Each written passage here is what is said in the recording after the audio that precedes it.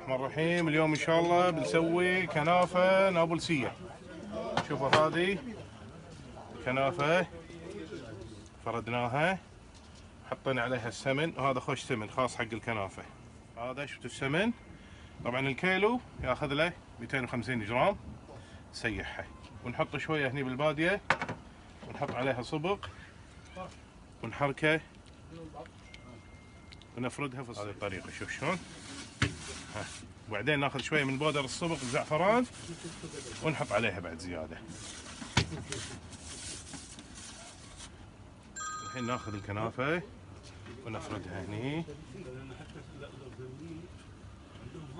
ونبتدي بعدين عقب ما نفردها نضغط عليها. طبعا مشبعه هي بالسمن. شفتوا شلون نغطي كل المسامات.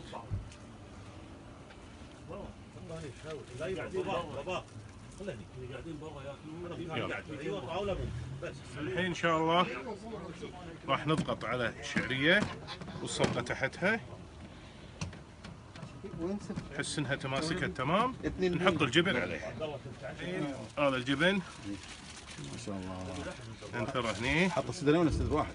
لا صدر واحد بس ما شاء الله. معناها بتصير سمكه هذا سميكه وتصير طبقه. اي احلى. موجود. هذه خبره. هذه طريقته. الحواف ترى اللي مع الحر راح تسيح هي تسكر. لازم. بس تضغط حاد. لا هذا ما يضغط.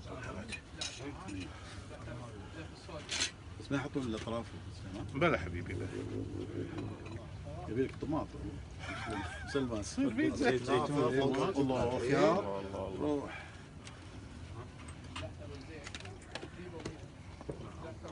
هذه مكلفة فيها وايد لأنها حق الربع.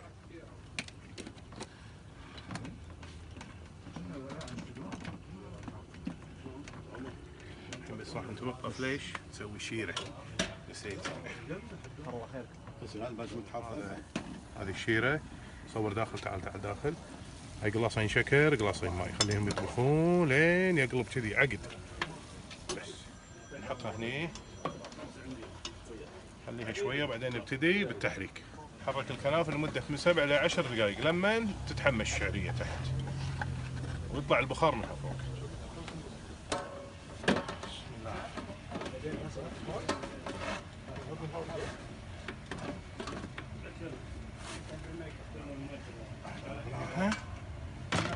شويه حتى تستوي.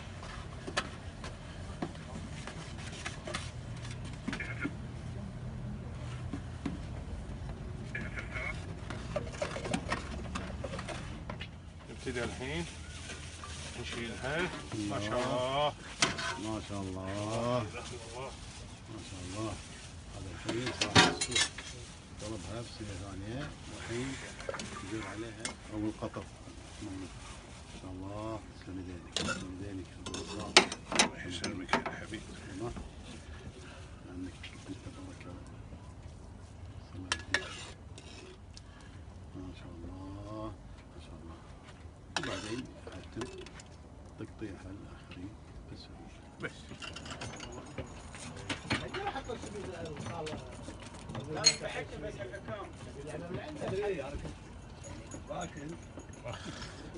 نقسمه. شوفوا الجبنه ايش حلوه هاي.